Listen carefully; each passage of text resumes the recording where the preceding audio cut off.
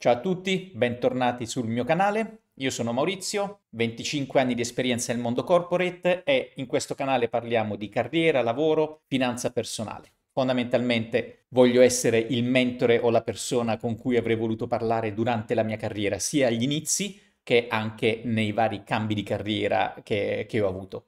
Il principio di questa live è parlare un attimo di alcune domande che sono state fatte nel gruppo Telegram. Ho delle domande che vengono messe qua direttamente in chat, quindi come ha fatto Simone, voglio anche condividere un po' di esperienze e di spunti di riflessione che sono nati soprattutto durante la parte di quando faccio consulenza per la carriera. Spesso ci sono delle domande o delle situazioni che a mio avviso sono interessanti anche da condividere per dare degli spunti di riflessione o comunque degli aspetti da considerare nei vari passaggi della carriera. Quindi questo è l'obiettivo. Allora, iniziamo subito dalla domanda di Simone che mi chiede: cosa ne pensi dei graduate program? Opportunità o meglio lasciar perdere? Graduate program fondamentalmente, riassumo in maniera un po' semplice, è una forma contrattualistica che è stata istituita recentemente in Italia, però diciamo comunque è un allineamento con quello che c'è anche in altre nazioni, per chi si è laureato da poco, chi si sta laureando si laureerà a breve. Diciamo, se vogliamo, è una forma, è lo sviluppo degli stage e tutto quanto. Ora, come per la maggior parte delle cose di carriera, ovviamente la risposta è dipende. No, non mi uccidere, Simone. Però cosa voglio dire? Io personalmente ritengo che il modo migliore sia di entrare nel mondo del lavoro sia entrare con una posizione lavorativa seria, pulita, cioè uno ha gli studi, ha esperienza, qualunque cosa, e inizia a lavorare facendo application per delle posizioni. Come sempre bisogna vedere the big picture, no? Cioè qual è il tuo obiettivo, qual è la tua strategia di carriera, quali sono le tue aspirazioni. Allora, se io ho la mia passione per il settore automotive, ho la mia nicchia, la finestra di ruoli e di aziende alle quali sono interessato, è ovvio che se dovesse esserci da una delle mie aziende sogno un'opportunità del genere e non altre, allora ovviamente valuto anche quelle. Assicuratevi però che siano delle opportunità a livello di carriera, cioè che veramente sia qualcosa che a voi possa tornare utile a livello di competenze, di curriculum, di nomi, di ditte importanti, aziende importanti con le quali seguite questi programmi, e che non sia semplicemente lo strumento per assumere o comunque avere lavoratori a condizioni molto favorevoli per l'azienda piccolina. Cioè, come sempre, Simone, bisogna fare un attimo, vedere il contesto della domanda, quali sono le cose da considerare, quali sono le opportunità e quello a cui aspiriamo. Vi devo dire, all'estero io ho visto dei programmi per graduate, gli early talent, ci sono varie forme che erano veramente fighi perché c'era veramente anche una logica di rotazione tra i vari reparti, per cui, di nuovo, più è strutturata l'azienda, più può aver senso questo. Poi ovvio che se dovessi trovarmi anche lì, cioè prendiamo casi estremi, l'azienda microscopica mi offre un posto di lavoro, l'azienda sogno ideale mi offre il graduate program, probabilmente lì ha più senso all'interno della mia strategia investire nel graduate program, no? Se invece dovessi avere opportunità in aziende target per me, per la mia strategia e le mie aspirazioni di carriera, tra un graduate program e una posizione lavorativa, ovviamente io andrei per la posizione lavorativa. Vi consiglio comunque di fare anche un check, ovviamente sempre nel contesto lavorativo nel mercato internazionale.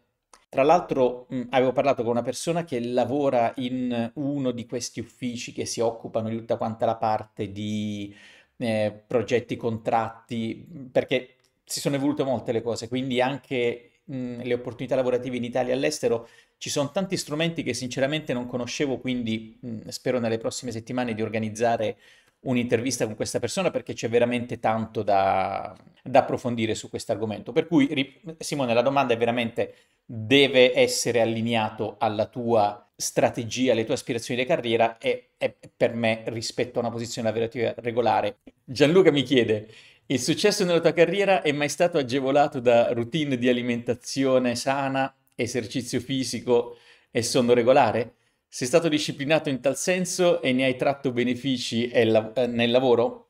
Un grande no, purtroppo, nel senso che è assolutamente innegabile che alimentazione sana, tutta quella parte di healthy lifestyle ha assolutamente senso, aiuta tantissimo, però bisogna anche un attimo uscire forse da certe concezioni. C'è tantissimo, no, la routine, la morning routine, e ti devi svegliare alle 5, farti la doccia fredda e ti devi allenare e poi devi fare la colazione.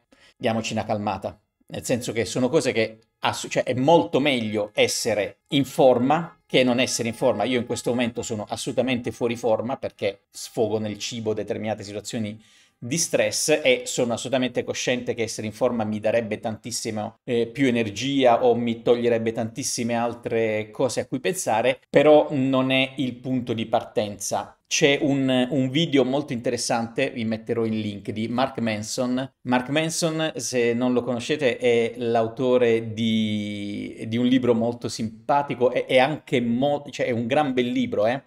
La sottile arte di non fregarsene un cazzo, mi sembra sia la traduzione in italiano.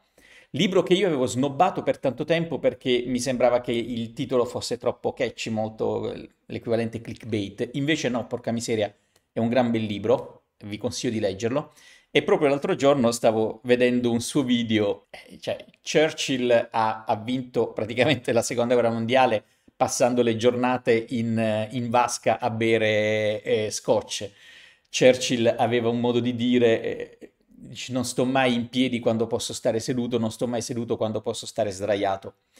Mi sembra che Warren Buffett la mattina vada a fare colazione, passi dal McDonald's a fare cioè tutto sto grande mito, sta grande cosa della routine perfetta, degli allenamenti perfetti, fanno tanto figo, ma nel mio caso, per quella che è la mia carriera, cioè poi per carità io non sono assolutamente un data point rilevante, però no, tranquilli. Cioè non è quello assolutamente aiuta, per esempio dormire sicuramente è importante, ma si viveva anche prima dell'orologio che ti misura quante ore e come dormi, e l'O-ring che ti fa cioè calma e gesso, nel senso deve esserci la ciccia per la carriera, la ciccia intesa come roba concreta per la carriera, competenze, voglia di fare tutto quanto.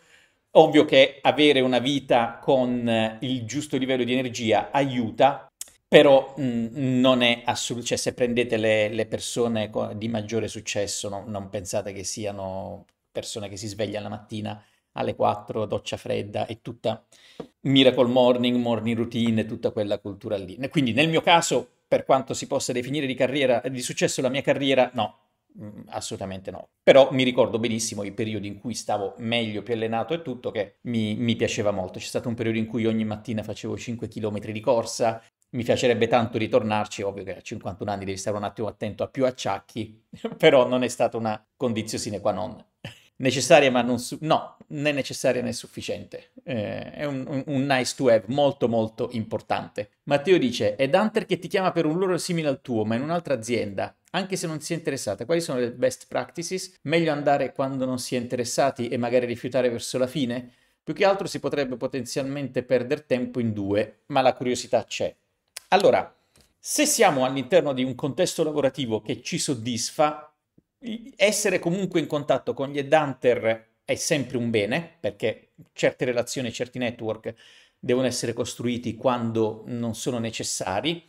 Ora, se ti dovessero chiamare per una posizione specifica, io credo che una prima parte di colloquio, magari probabilmente sarà proprio con l'headhunter, possa aver senso farla. Anche per vedere magari come la stessa posizione è vista e inquadrata nell'altra azienda, no? Ho detto più volte che le varie aziende chiamano in diversi modi la stessa posizione, o meglio le stesse attività, perché poi è più importante le attività che vengono fatte rispetto alla posizione, perché appunto il nome può cambiare, job title può essere diverso da azienda ad azienda, addirittura probabilmente farete un lavoro che non ha niente a che fare uno a uno con il vostro job title perché il business ha delle esigenze che cambiano ogni 6-10 mesi, il job title non è che ogni 6 mesi cambi perché in quest'anno mi sto occupando di quest'altra cosa, ovviamente no. Per cui a livello di contatto con le Hunter può sempre aver senso. Poi magari dopo il primo incontro si dice, ma guardi, in realtà ok, ho capito, è chiaro, però non penso sia opportuno. Però intanto hai creato una relazione con le Hunter, ti sei fatto conoscere, ti ha valutato eventualmente anche per altre opportunità. Poi può anche essere che vai, ti contatti e scopri che c'è un'azienda 10.000 volte più figa della tua, che ti paga meglio, ti dà un pacchetto migliore in un posto migliore, allora, ma sai che quasi quasi ha senso. Per cui è sempre un ottimo punto di networking e di data collection, no? Io ci investirei un pochino per testare un attimo la situazione, capire qual è l'azienda, la tipologia, se magari è un'azienda che già conoscete, qualcuno che ci lavora all'interno, può essere qualcosa di interessante. Non è un tempo necessariamente perso, è potenzialmente investito anche nel creare networking, cioè nel creare network e nel creare una relazione con questo headhunter, perché ricordatevi che nel momento in cui vi conosce potrebbe considerarvi come candidato per una futura posizione, no? Magari nell'incontro si parla anche delle vostre aspirazioni di carriera e quindi, ok, magari ci si rivede, ci si risente tra 1 o 2 anni quando ci dovessero essere opportunità diverse o quando mi sento pronto per fare un passaggio. Per cui, come sempre, va considerato il contesto completo, però non è una perdita di tempo se non la rendete tale voi. Gianluca chiede: viaggiare per lavoro, quale tipo di carriera in corporate consigli per chi vuole viaggiare per lavoro? Commerciale? Allora, più o meno tutte le posizioni lavorative permettono di viaggiare. Nel senso che ruolo tecnico, se tu sei nell'ufficio tecnico e ci sono per esempio 10 siti di produzione, molto probabilmente quando ci saranno dei progetti o delle cose da fare si andranno a visitare i vari siti. E se si è nella parte procurement, probabilmente ci saranno dei momenti in cui bisogna andare a fare delle ispezioni dei fornitori oppure delle negoziazioni non da voi o cioè, veramente la parte viaggi di lavoro ci possono essere in qualsiasi ruolo. Ovvio, se sono proprio il programmatore che sta al computer chiuso nel mio box, lì magari è un attimo più difficile, se non per formazione, però ogni ruolo ha la possibilità di viaggiare. Considerate che i viaggi di lavoro sono la prima cosa che viene impattata quando ci sono delle ottimizzazioni o dei tagli, riduzioni di budget e via dicendo. E travel expenses è la prima cosa perché tu da un giorno all'altro con una mail puoi bloccare milioni di spesa al mese per le grandi aziende con un travel ban e c'hai un immediato riscontro sugli OPEX, no? Operational Expenditure. Per cui veramente ogni posizione, ogni settore ti permette di fare questo. Ovviamente la posizione non deve essere site specific, cioè se io sono nell'ufficio X di questo sito, molto difficilmente avrò opportunità di spostarmi. Se occupo quel ruolo in una posizione global o regional, è molto più probabile che mi debba spostare in questi settori.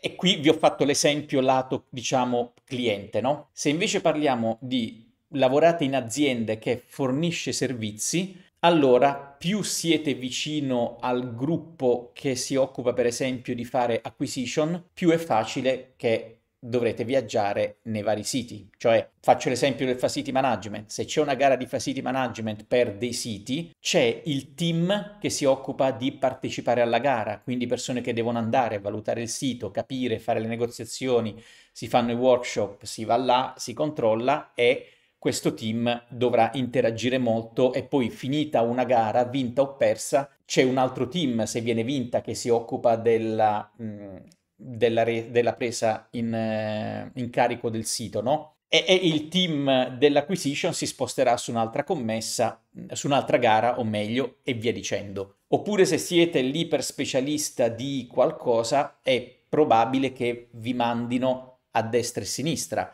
Se siete ovviamente business development commerciale, e allora starete sempre in viaggio perché dovete aprire nuovi mercati, dovete partecipare alle fiere, dovete contattare le varie ditte potenzialmente clienti, dovete conoscere, dovete andare sul posto. Cioè io ho degli amici che si occupano di questo proprio di sviluppare business, quindi acquisizioni in nuovi mercati, ma passano fuori anche più di 20-25 giorni al mese. Se ti piace, se in questo momento della carriera va considerato. Tipicamente all'interno del job description ci sono delle indicazioni sulle aspettative di viaggio, quindi è da considerare. Come sempre va messo un attimo nel contesto, tipo di azienda e tutto. Cioè se io sono che ne so, per esempio il team finance, ecco, quello è molto più improbabile che viaggino, no? Perché tutto quello che fai lo fai in remoto, a meno che non ci siano poi, che ne so, il leadership team meeting oppure delle attività ma probabilmente, a meno che non sia in una posizione manageriale molto particolare, più difficilmente viaggi. Però, ripeto, non ci sono, cioè, mentre dei ruoli proprio nascono, cioè l'equivalente no, del commesso viaggiatore, cioè mentre dei ruoli nascono proprio che tu devi stare fisso con il trolley o lo zaino in giro perché devi espandere la porzione di mercato, anche gli altri ruoli ti permettono di essere paracadutato come specialista o quando ci sono delle cose specifiche da fare. Pensate in un ruolo tecnico, uno che si è altamente specializzato, per esempio, in dei progetti di efficientamento energetico di un macchinario e probabilmente ci sono 20 siti in giro per il mondo e quindi volta per volta andrà a vedere l'implementazione, come vanno le cose e via dicendo. Quindi ogni ruolo permette di fare questo. Se per te è importante questo, all'interno della tua strategia di carriera devi ovviamente metterlo tra le aspirazioni e quindi dare un peso alle opportunità e ai job profile che hanno questa componente più alta di altre. E questa tipicamente è una delle cose che negli anni varia, no? Cioè da più giovane viaggi, viaggi, viaggi, poi andando avanti o con l'età o con gli impegni, famiglia e tutto, diminuisce di gran lunga la voglia di girare, per cui è giusto viaggiare tanto all'inizio. Simone Show chiede come mai in molte live fa dici che lavorare troppi anni in un'azienda è strano, però se non sbaglio tu sei stato nella 7 a 7, ho letto male io da LinkedIn. Allora, attenzione, ci sono due parametri, gli anni in azienda e gli anni in un ruolo. A parte che ci sono persone che passano 15-20 anni in azienda. Io ho dei ruoli nei quali sono stato 2 anni, dei ruoli nei quali sono stato delle aziende nelle quali sono state 7 anni, per esempio adesso a novembre ho fatto 14, sono a 8 anni, sono nel mio 8° anno in azienda e, anzi no, scusate, nel 9° anno ho fatto 8 anni a settembre dell'anno scorso, a settembre sono 9 anni, però attenzione, in questi 9 anni ho coperto 3 ruoli completamente diversi, forse 4, neanche mi ricordo.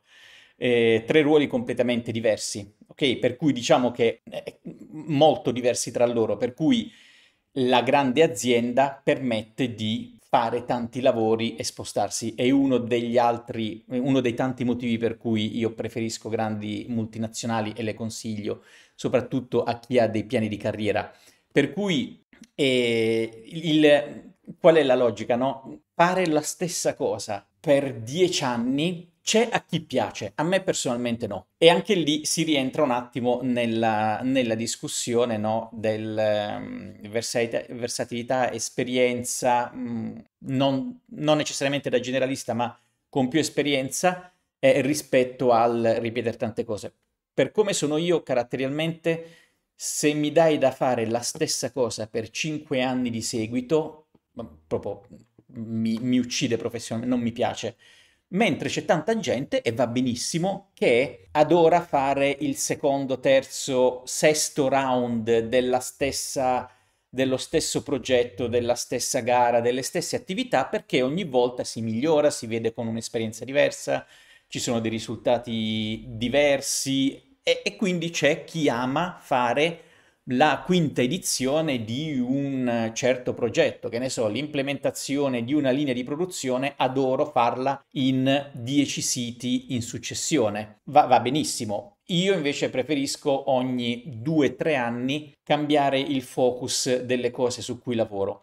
E questo lo fai o cambiando azienda o cambiando all'interno della stessa azienda lavoro. Poi attenzione perché cioè non è una regola che tu ogni 2 anni devi chiudere e spostarti, perché per esempio capitano anche situazioni in cui le responsabilità, le opportunità lavorative o la posizione sono così interessanti che comunque ti risulta più naturale anche stare più tempo, soprattutto quando hai capito professionalmente chi sei e cosa vuoi. Cioè, all'inizio per me era molto più naturale, no? Ogni 2 anni spostarmi testando la parte procurement, la parte maintenance engineering, la parte contract, la parte facility management. Poi una volta capito quali sono le cose su cui mi trovo meglio a lavorare, ecco che si riduce il range di cose a cui punto e quando trovo quella che c'ha un fit con le mie aspirazioni professionali diventa anche più naturale rimanerci più tempo. Quindi in quest'ottica, cioè assolutamente hai colto bene anche se a velocità 2x nelle live, però va letto in questa maniera. Ok? Cioè, sì, tu dici essere dinamici con i ruoli più che cambiare letteralmente il marchio, poi va a caso per individuo. Sì, esatto, cioè devi, ma sta anche a te, nel senso che io ora a 51 anni e per quanto portati benissimo, però comunque ho delle esigenze e delle dinamicità diverse rispetto a quando ne avevo 30, no? Cioè, quindi anche quando trovi la tua dinamica per performare al meglio, per dove sai che puoi contribuire di più, non è che necessariamente devi ripartire da zero, proprio perché quando sei in posizioni più apicali è più importante avere un contributo pesante e quindi là devi ovviamente sapere qual è la tua area. Ok, sì Matteo, non mi faccio sentire da Davide. Davide Cervellini, lui è molto, molto attento a questo, lui ha dei bellissimi video in cui condivide le sue routine, le sue regole e infatti chapeau, rispetto tantissimo questa cosa. Anche invidia, però alla domanda quello è necessario per? No, non è necessario. È bene che ci sia? Assolutamente, perché migliora sotto tantissimi aspetti la vita, per cui sì, sì, Davide è esattamente uno che è molto, molto strutturato, c'ha le sue regole, da quella di non prendere l'ascensore fino al quinto piano, insomma, recuperate sia le due live che abbiamo fatto insieme, e poi anche nel suo canale ci sono tanti, tanti consigli a riguardo, no? In cui condivide come lui si organizza, come trova la motivazione, come facilita determinate cose. Simone chiede come prepararsi alla parte tecnica del colloquio. Per un ragazzo con un ruolo stage junior, ad esempio area marketing e sale. Allora, Simone, diciamo i colloqui hanno più aspetti, no? Se si è proprio junior junior, la parte tecnica, se vogliamo, potrebbe diventare la meno rilevante, proprio perché essendo junior, no, sanno che vi devono formare. Però fondamentalmente quando si parla della parte tecnica in cose tipo marketing e sale, io ti consiglio di concentrarti sui business case reali e in particolare sull'azienda. Una cosa che dico sempre, dovete fare i compiti, porca miseria, dovete arrivare ai colloqui conoscendo tutto dell'azienda. Quindi, se sto andando per un colloquio in un'azienda e la posizione di marketing, io devo sapere tutto quello che sta facendo l'azienda, tutti quelli che sono stati i suoi piani marketing, i suoi programmi di espansione negli anni e analizzare e prepararmi per quella tipologia, no? Probabilmente non verranno a farti una domanda da università, una domanda accademica su un caso campato in aria. Io se faccio delle domande su come comportarsi in determinate situazioni, pesco dal bagaglio di 300 situazioni al mese che si realizzano, che si verificano nel mio ambito lavorativo, no? Non è che prendo il manuale e vedo, adesso gli chiedo, ma nel project management, no, porca miseria, ma se tu ti dovessi trovare in un sito dove ci sono gli strike, ci sono i blocchi dei trasporti perché in questa nazione ci sono, cosa faresti per gestire questa situazione? Perché? Perché ti trovi in quella situazione e ti ci sei trovato il mese prima e via dicendo. Per cui preparati molto sulla parte azienda e lavora su casi reali. Quella per me è la parte più importante, soprattutto se vedete che ci sono delle notizie o nei loro report aziendali, preparatevi su quello, proprio business case, come se foste in una business school. Almeno io farei così, poi se ci sono anche commenti e cose diverse, fatemi sapere. Gianluca chiede, per passare da impiegato a manager, consigli di puntare tutto nel proprio ente, per esempio da supply chain planner, aspirante a supply chain manager, o consigli di fare switch tipo provare procurement? Ok, allora, questo è interessante perché per me il passaggio alla funzione manageriale più o meno avviene quando si è pronti, ok? Nel mondo ideale soprattutto dovrebbe essere così, nel mondo ideale, ma come ripeto sempre, non viviamo nel mondo Disney. Però che succede? Lì è un fatto di capacità di cogliere opportunità, o meglio di costruire opportunità. A mio avviso, no, a mio avviso, tutte le aziende, soprattutto per i percorsi manageriali di taglio più alto, si basano molto su scambi e competenze diverse, perché ovviamente hai la possibilità di vedere più aspetti del business, sei esposto a più cose, però ovviamente lì devi un attimo contestualizzarlo rispetto a quello che a te interessa, nel senso che se appunto ho la mia passione e quello, non è che devo andare a occuparmi di cose di procurement per occuparmi di cose di procurement o per avere un check diverso.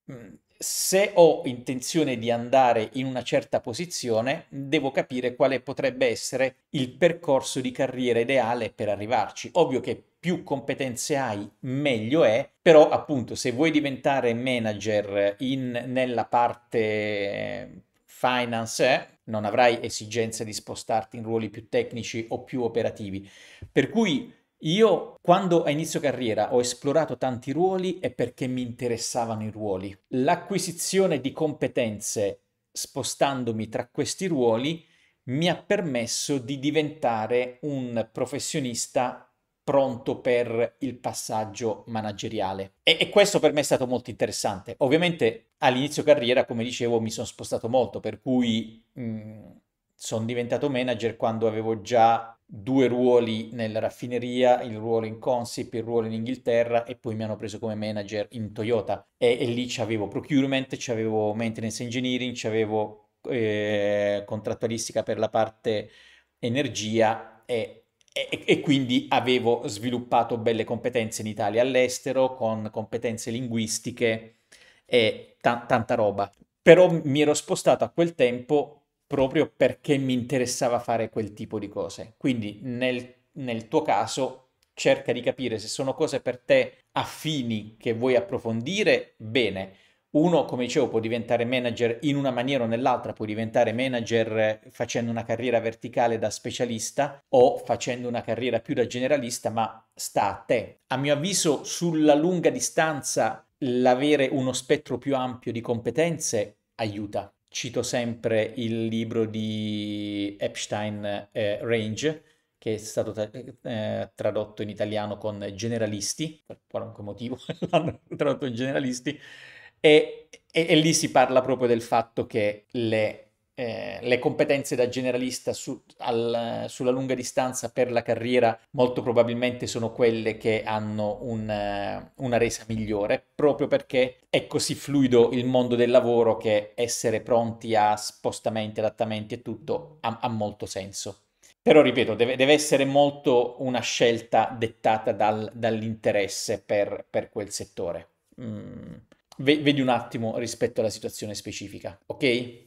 Una cosa invece su cui devi lavorare se hai aspirazioni di tipo manageriale sono le soft skill, e quelle le devi sviluppare sia che tu sia nella stessa unità, sia che tu sia spostato tra un'unità e l'altra. Stakeholders management, comunicazione, negoziazione, agenda setting e via dicendo, sono tutte cose che devi sviluppare qualunque sia il tuo settore. Perché poi quando si diventa manager, quindi come manager parliamo di responsabilità di risorse, dove risorse può significare denaro e o persone, lì c'è tutto un altro set di skill da acquisire. Durante uno degli incontri in una call mi sono confrontato con una persona che mi aveva fatto riflettere sul discorso del dove raccogliere i dati. Nello specifico parlo di un neolaureato o laureando che si era costruito un set di idee preconfezionate sul cosa è il mondo del lavoro, cosa viene richiesto, cosa non viene richiesto, dove ci si muove. E a me sinceramente le cose che diceva non tornavano, no? Perché dice, ah no, perché al mondo del lavoro serve questo. E ho detto, ma perché lo dici? Cioè, hai mandato candidature e ti hanno detto no, ci vuole quello? No, ok. Poi serve questa cosa qua e all'estero è così. Perché lo dici? Hai mandato candidature all'estero e ti hanno rimbalzato, non ti hanno risposto? No. Ora, ipersemplifico, però qual era il punto? Che da laureando tutte le informazioni sul mondo del lavoro le aveva raccolte confrontandosi con gli altri studenti. E questo per me è un punto importante perché è un comportamento molto comune, no? Cioè non è anomalo quello che ha fatto lui, succede anche nel mondo lavorativo. Quello che dico sempre è fondamentale che tutte le vostre decisioni siano data driven. Il punto è, ma dove faccio data collection? Cioè dove vado ad acquisire questi dati? Ecco, dovete essere sempre attenti e scegliere fonti che abbiano esperienza rispetto all'argomento che vi interessa. Io faccio sempre il mio esempio. Vengo da una famiglia di professori, cioè, ma che cosa posso farmi dare come consiglio rispetto alla carriera nel mondo corporate e nel mondo privato? Niente, zero, non ne hanno idea, no? E lo stesso caso era lì, cioè ci si mette in circolo tutti studenti e ci si alimenta di rumors, idee, preconcetti, aspettative, ma zero dati. Se voglio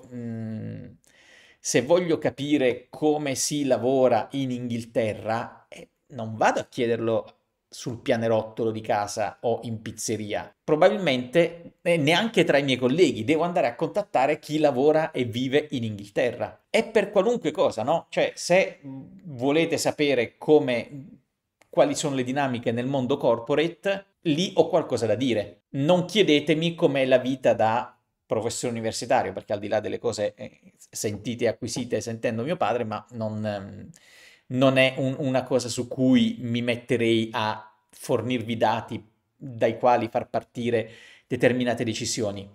Ora, perché ci tengo a parlare di questa cosa? Perché non è che questa persona fosse stupida o avesse fatto delle scelte sbagliate, no, era proprio il limitare l'orizzonte a quello che è noto e quello che abbiamo a disposizione, mentre quello che abbiamo a disposizione, l'orizzonte, il perimetro delle informazioni a disposizione lo definiamo noi con il network, no? Cioè appunto, proprio azione 1, LinkedIn. Vado su LinkedIn e cerco di capire. E io dicevo, scusa, ma perché pensi che le aziende richiedano questo, questo, quest'altro? Ah no, perché uno con cui ho parlato, lui ha fatto i colloqui in quell'azienda. Io, vabbè, ovviamente esageravo, no? Anche per provocare, però dicevo, cioè, non puoi farti dare consigli di carriera da chi come te vive ancora, no? Di libri fotocopie o percorso accademico.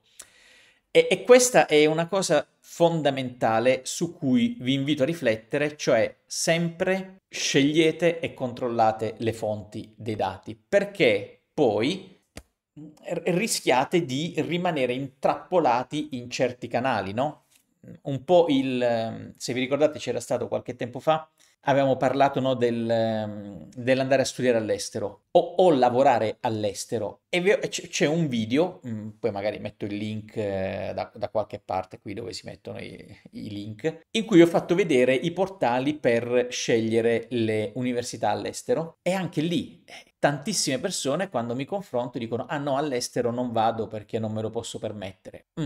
E chi te l'ha detto? Ah, no, mi aspetto che costi più che andare a Milano o andare a Bologna.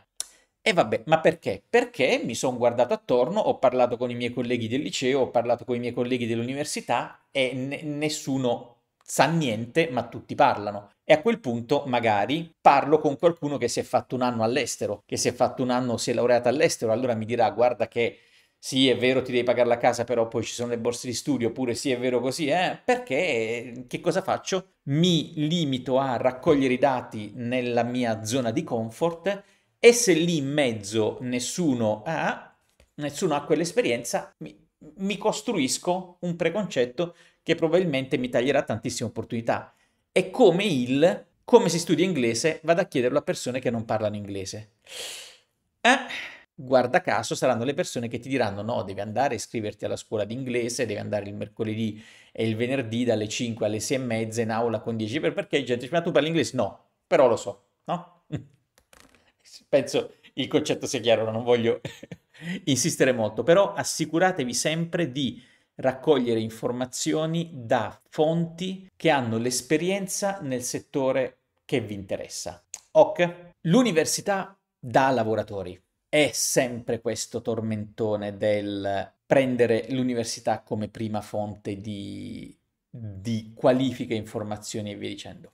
Ora, fate attenzione, durante le consulenze di carriera, una persona molto in gamba, grande impegno e tutto, in realtà mi è capitato più volte anche in ambiti personali, tot esperienza, tanti anni di esperienza lavorativa e vado, mi interessa questa cosa e quindi mi iscrivo all'università. Porca miseria, cioè se qualcosa mi interessa non è necessariamente l'università il punto di riferimento per acquisire determinate competenze se ho già 10-15 anni di esperienza lavorativa. Cioè, se mi interessa la parte gestionale, ma iscrivermi a ingegneria gestionale, ragazzi, significa analisi 1, analisi 2, fisica 1, fisica 2, elettrotecnica, chimica, e poi e ci sono sti 5 esami in cui si parla di, cioè 3 anni di vita di merda, perché tutto il tempo libero lo dovete passare sui libri. Confrontandovi se siete in una università normale o università telematica, cioè vi mettete alla pari dei 17enni brufolosi appena usciti dal liceo, mentre voi siete persone con 15 anni di esperienza, con una famiglia e tutto quanto, che avete problematiche e visioni del mondo completamente diverse, cioè non è quella la fonte di informazioni e di riferimento, non è lì dove potete fare network, non è lì dove potete acquisire determinate competenze, per cui attenzione anche in quel caso alla fonte a cui fate riferimento, cioè ve l'ha detto qualcuno specialista in quel settore che l'unica maniera per acquisire quelle competenze è lì. E tra l'altro una delle cose che avevo fatto notare è proprio se voi siete interessati a un argomento, cercatelo per esempio in un sito di una business school e in un sito dell'università. E il linguaggio è diverso, uno parla a degli studenti liceali e l'altro parla dei professionisti. Anche il tipo di linguaggio, il tipo di offerta, il tipo di interazione è completamente diverso. Il target è, come dicevo, persone che vivono una vita più simile alla vostra con le vostre problematiche. Quindi, prima di impegnare migliaia di euro in tasse, in trasferte, in tempo, controllate sempre che sia quella la fonte principale su cui attingere, da cui attingere informazioni per, anzi nozioni se vogliamo, per ESCP come Business School. Mi ricordo che era un'ottima scuola perché quando l'ultima volta non mi ricordo quando è stato, 4 anni fa ero interessato al master, l'avevo considerata perché è una scuola che ha un ottimo ranking internazionale e aveva dei prezzi molto bassi perché ha un meccanismo per cui è sovvenzionata dal governo francese. Quindi era tra le top non mi ricordo quanto e non ti costava 100 ma magari 30, non perché fosse di minore qualità ma perché c'era questa convenzione. E in quel caso, Valeria, io ho fatto esattamente questa cosa. Ho contattato delle persone, scusami, non Valeria, questo è Matt L'Eccelso, ho contattato delle persone che avevano fatto un master in quella business school, ho fatto delle call, ci siamo sentiti, mi avevano dato il loro feedback, mi dicevano guarda è un'ottima scuola a livello di preparazione, mi avevano dato feedback che il network non era così forte, in particolare in Svizzera, però ho fatto quel tipo di lavoro, quindi ha una buona reputazione. Allora, Valeria chiede, Stage dopo i 30 anni in un settore nuovo, nonostante abbia qualche esperienza lavorativa precedente in settori diversi. È da considerarsi un fallimento? No, Valeria, guarda, allora, fallimento non è mai un fallimento una scelta lavorativa perché comunque qualcosa si acquisisce. Ora, se tu l'hai fatto all'interno di un progetto, allora è un investimento. Si parla spesso, no, del fare il famoso passo indietro. Ovvio che può essere doloroso, no? Magari dopo 5 anni che lavoro fare uno stage, però come diciamo prima, se questo stage mi serve per entrare e mettere un piede in un mondo, un settore lavorativo, una tipologia di azienda, allora ha senso. Faccio un estremo paradosso per capire per spiegare meglio. Cioè, siamo tutti pronti a investire, no tutti, concettualmente saremmo tutti pronti a investire 100.000 euro e a fare una vita di merda per 2 anni per fare un master in una business school prestigiosa, sacrificando ogni weekend, ogni sera e la famiglia per acquisire delle skill che ci permettono poi di fare un salto.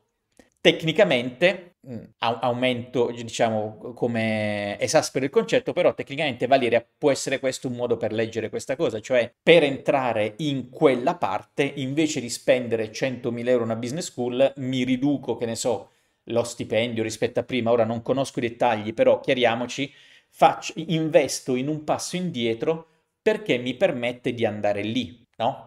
Così tecnicamente investire in una business school è un passo indietro perché è un passo indietro a livello economico, è un passo indietro a livello di energia, è un passo indietro a livello di qualità della vita, però è un investimento perché alla fine, dopo 2 anni, mi aspetto un ROI, Return on Investment, più alto nella carriera.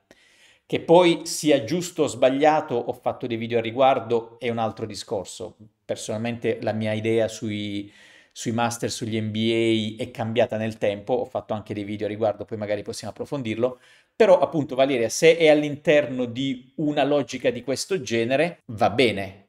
Soltanto noi possiamo definire se una nostra esperienza è un fallimento o meno nel momento in cui non le diamo valore, nel momento in cui non la rendiamo un pezzo su cui costruiamo all'interno della nostra carriera, ma in generale difficilmente è proprio puro fallimento. Ovvio, è qualcosa sulla quale dovrai potenzialmente lavorare nello storytelling, no? Cioè un domani nello storytelling, quindi l'unire i puntini, il crearsi il perché delle proprie scelte, magari impacchettato nel modo giusto diventa pure figo. Avevo questo progetto di carriera per cui ho investito in un passo indietro o in un passo di lato che poi mi permette di capitalizzare l'esperienza e fare queste altre cose. Per cui sicuramente non va vista come una cosa negativa, sta a noi metterla in un contesto più completo. Angelo mi chiede, all'estero c'è lo stesso pregiudizio per chi lavora nella pubblica amministrazione?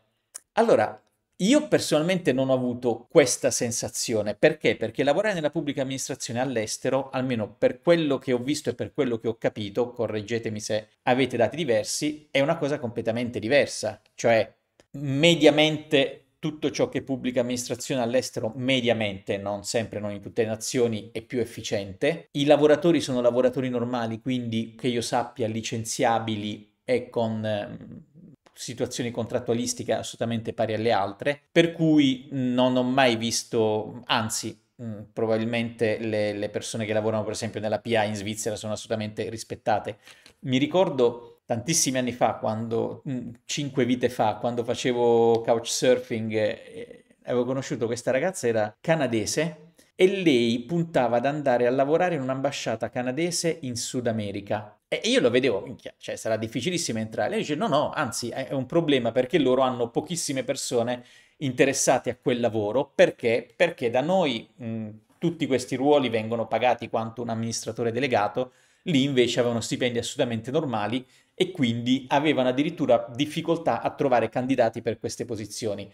Per cui credo che il mondo, per quello che ho visto, il mondo del lavoro nella pubblica amministrazione all'estero è completamente diverso e molto più allineato al mondo lavorativo, chiamiamolo normale. Laurea triennale in informatica presa mentre lavoro per diventare freelance, grande soddisfazione, qualche competenza interessante, morto dentro per 3 anni. Non la scelta migliore della vita, esatto, Giuppi, cioè è proprio meglio condividere queste esperienze successive, cioè con chi magari vuole fare dei passaggi simili perché esatto, cioè, credo Giuppi, Giuppi lo conoscete, no? Lui è un programmatore, scusami se dico male le cose, comunque è una persona con grandissima esperienza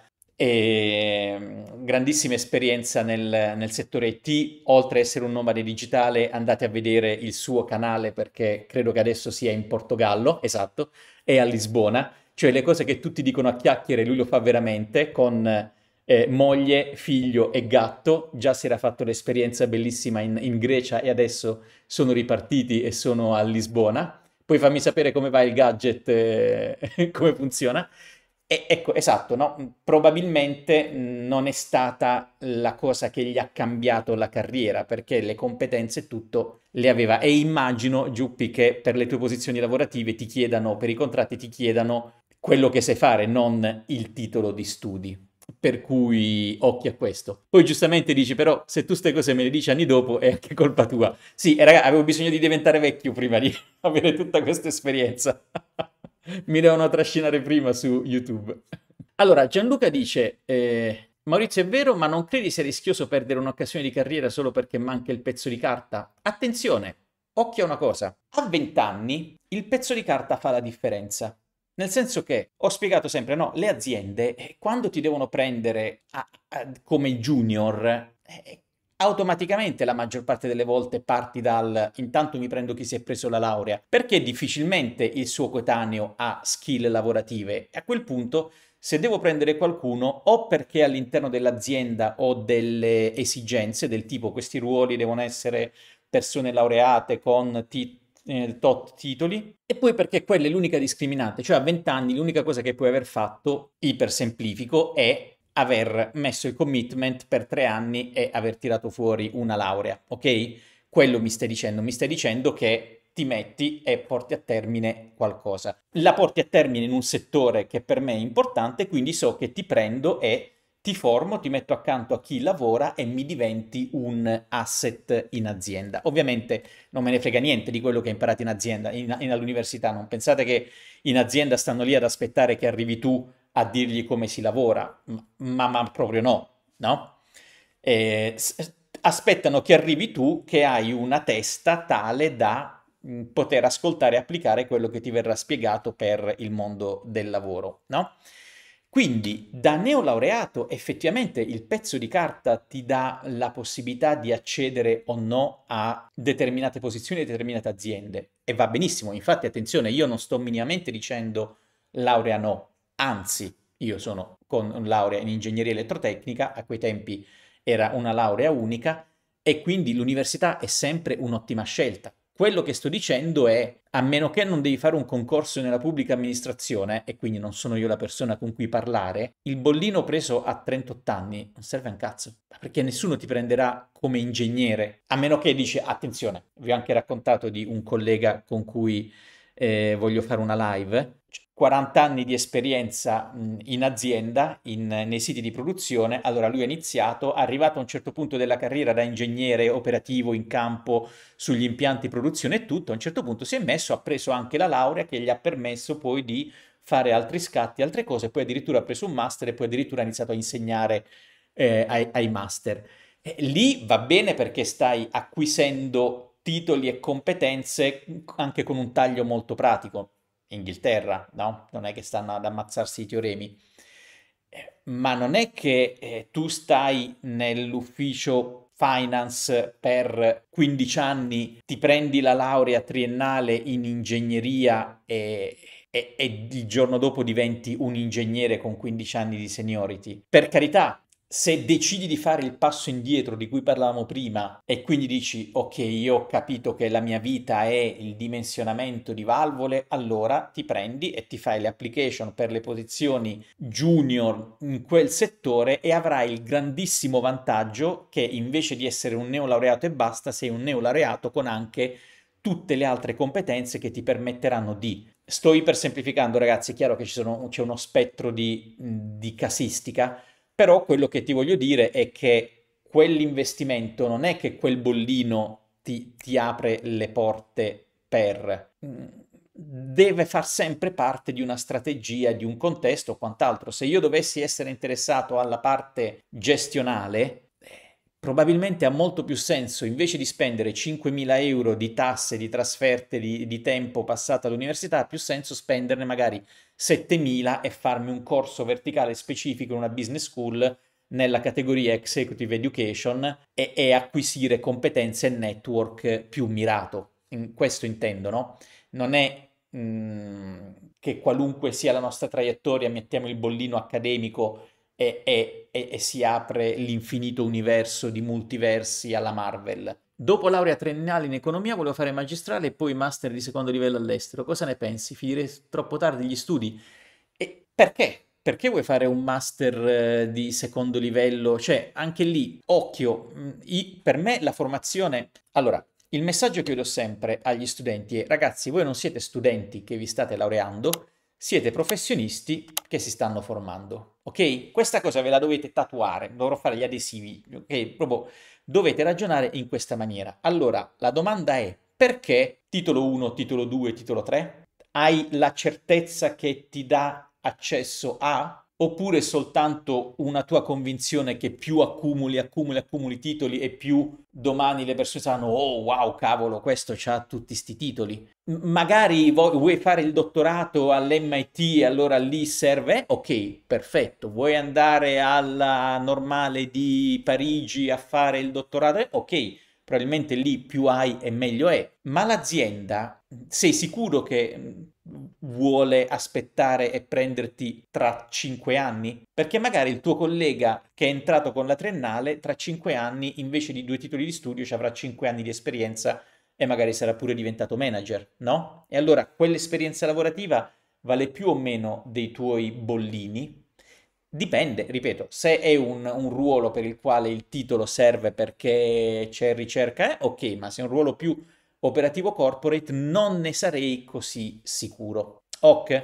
Per cui se hai questo piano, assicurati che sia nato da un check col mercato del lavoro e non dal fatto che attorno a te tutti continuano a studiare. Perché poi appunto se un'azienda estera sono molto più abituati alla triennale come punto d'ingresso lavorativo, è soltanto in Italia che siamo convinti che la triennale sia una mezza laurea, no? Se vedete l'intervista che ho fatto con Anna Reich, e in particolare la seconda parte dove parliamo, no, del cosa manca nella parte accademica e tutto, e lei parla molto, no, dell'assenza, della concretezza, del lavorare sui business case, del difendere una parte business. E questo per me è molto importante, no? Cioè io tornassi indietro, farei triennale, lavoro, eventualmente magistrale, magari anche in un settore diverso e probabilmente la carriera avrebbe un taglio diverso, no? Cioè occhio a chi sono i tuoi competitor, perché se poi invece la tua aspirazione è stare in una multinazionale in Germania o in Inghilterra, occhio che molti tuoi competitor ai colloqui si sono buttati nel mondo del lavoro a 21 anni, perché loro fanno la triennale e vanno, ok? Quindi deve sempre far parte di un piano, di una strategia costruita su dati, non su rumors. E ripeto, dati presi da persone che hanno fatto quella cosa. Lasciate stare quelli che hanno fatto altro tipo di carriera. Esatto, Giuppi dice mai chiesta la laurea ad un colloquio e Giuppi non sa chi dare i resti con le offerte e le opportunità lavorative perché il ragazzo sa il fatto suo e appunto lavorativamente ragazzi si viene assunti per quello che si sa fare dopo i primi tempi, ok? Quindi occhio su questo. Per Valeria, per Simone, tenete sempre in considerazione anche per Vibe Up, cioè l'importante è che quello che si decide di fare faccia parte di un contesto un po' più alto. E attenzione, io adesso faccio il figo a 51 anni con una carriera e tutto, ma non avevo nessuna logica di questo genere a 30 anni. Prendevo le opportunità lavorative che si presentavano in base a quello che mi interessava o dove volevo vivere, anzi prima dove volevo vivere, poi cercavo qualcosa che mi interessasse e dopo ho capito l'importanza di unire i puntini, guardarsi indietro. Ed è esattamente quello di cui parlo nel corso che ho fatto sul cercare lavoro in maniera strategica, cioè c'è un momento in cui io ora con 25 anni di esperienza mi giro e ho unito i puntini, so qual è la mia storia di carriera, il perché, il per come. Nei primi 5, 7, 10 anni, proprio perché non avevo avuto un Maurizio che mi spiegasse queste cose, navigavo a vista. Per voi vi consiglio invece di iniziare da adesso a fare attenzione e non vi preoccupate se non l'avete fatto fino adesso, va benissimo, l'importante è a un certo punto iniziare a farlo, no?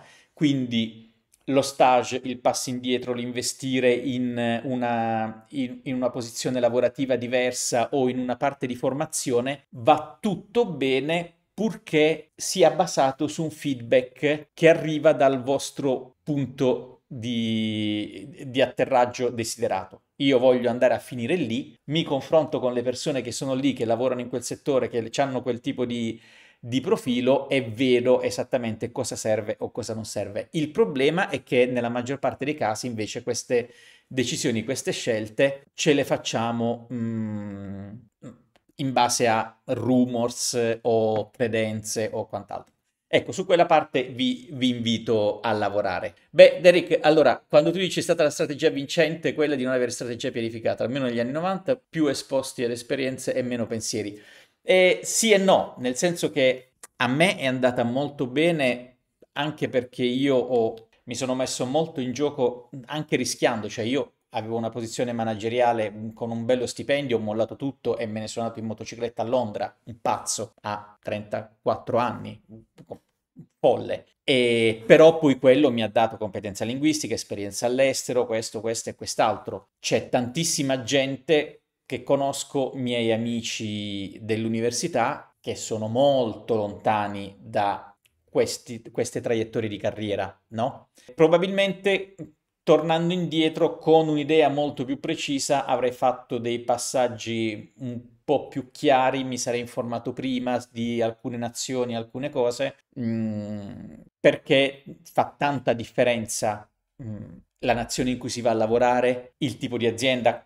Banalizzo i due o tre esempi classici. Se vado in una grande azienda con un nome riconoscibile, avrò un vantaggio nel resto della mia carriera enorme. Perché? Perché l'aver lavorato in un'azienda che tutti conoscono significa che altre aziende grosse saranno interessate a prendermi perché sanno che conosco determinate dinamiche aziendali. Vantaggio dell'azienda grande rispetto all'azienda piccola. I soldi? Fondamentali, non fate l'ipocrisia dei soldi, non alla si lavora per i soldi, io almeno non lavoro per la gloria. Andare nella nazione giusta avrà un impatto 10 volte più grande del fare carriera nella nazione sbagliata, ok? Immaginate soltanto iniziare una carriera dal basso in Svizzera rispetto a fare una carriera da manager in Italia. Boh, andate in basso in Svizzera, ok? Per cui tutte queste cose fanno parte di un pacchetto di pianificazione che io sono molto contento delle mie prospettive, cioè di quella che è stata la mia carriera e tutto, però ad aver avuto il me di oggi, 15-20 anni fa, che mi spiegava determinate cose, porca miseria, quanto mi avrebbe aiutato. E ragazzi, parliamoci chiaro, è il motivo per cui ho questo canale e adesso sto facendo questa attività, perché vedo un grandissimo valore nel condividere questa esperienza e questi passaggi con chi è all'inizio o a metà della carriera. Pensi che sia sensato il fatto che dove si vuole andare lo si capisce nel percorso e non a priori? Sì, sì, certo, ma una parte, Simone, una parte è assolutamente. Io all'inizio. Considerate, io fino a 18 anni volevo fare l'ufficiale di marina, cioè chiariamoci, no? Proprio l'ultimo anno invece avevo deciso che non mi interessava la vita da militare e quindi per ingegneria. All'ultimo anno dell'università mi sono innamorato di Roma e ho deciso di venire a Roma. Stando a Roma, l'ho raccontato quando ho iniziato a espormi agli stranieri e tutto, ho deciso di andare all'estero e sono andato in Inghilterra. Lì c'era molta mia passione per avere un certo tipo di esperienza, fare certe cose, però devi testare varie cose per capire cosa ti piace, cosa no, quali sono i settori, quali no. Ho anche già citato il giovane Holden. Però la parte di pianificazione, mettersi un attimo a capire, anche lì, data driven, devi saperlo. Cioè io sono andato in Belgio e ho scoperto dopo essere andato che, per esempio, il primo anno di lavoro non hai le ferie perché in Belgio calcolano le ferie non sul contratto ma sui giorni lavorati nell'anno precedente. No, se è ancora così non lo so, ma in Belgio se tu vai a lavorare oggi il primo anno hai 0 ferie, a meno che non te le dia il datore di lavoro, te le dà 5-10 giorni per evitare questo dramma. Oppure le tassazioni in una nazione possono essere sconvolgenti rispetto ad un'altra, oppure degli altri tipi di regole, cioè fanno la differenza. Avere queste informazioni a monte ti aiuta a capire un attimo come determinate scelte potranno indirizzare la tua situazione futura, come carriera, come parte monetaria, come opportunità di lavoro, come questo e quest'altro. Se sono interessato al real estate, probabilmente una cosa è essere in luoghi e nazioni dove questo mercato è assolutamente frenetico e dinamico, in altra è nazioni dove è veramente una nicchia statica, fortemente regolamentata e via dicendo, no? Settore energia. Ci sono nazioni dove sono ancora oggi completamente regolamentate dalle scelte di governo, per cui non ha nessun senso andare là se sei interessato in energy management, in gestione dei contratti dell'energia, forniture internazionali e via dicendo. Cioè, bisogna dedicare un attimo di tempo. Poi, per carità, la regola, citando il grande Gunny, Clint Eastwood, credo che sia il motto dei Marines, adeguarsi, improvvisare e raggiungere l'obiettivo, va benissimo. Però almeno capiamo se stiamo combattendo su una nave, su un carro armato o su un aereo, no? Cioè, un minimo dobbiamo avere idea di quelle che sono le opzioni. Ok? Grazie mille delle belle domande. Vi invito a iscrivervi al canale e mettere tutte quante le domande che avete qui sotto, così possiamo utilizzarle per le prossime live.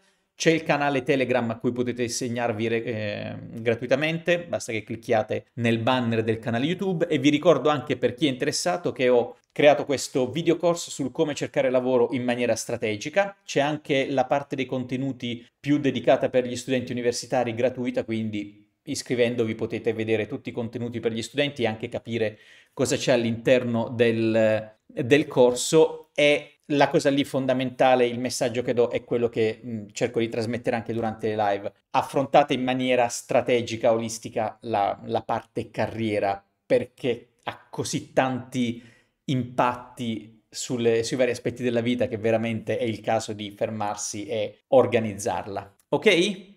Vi ringrazio, ci vediamo al prossimo video e alla prossima live. Probabilmente dovrò portarle su ritmo bisettimanale e non settimanale perché, ripeto, è un periodo un po' complicato, ma fatemi sapere sempre quali sono gli argomenti che volete toccare. Ok? Ciao, grazie a tutti e ci vediamo presto.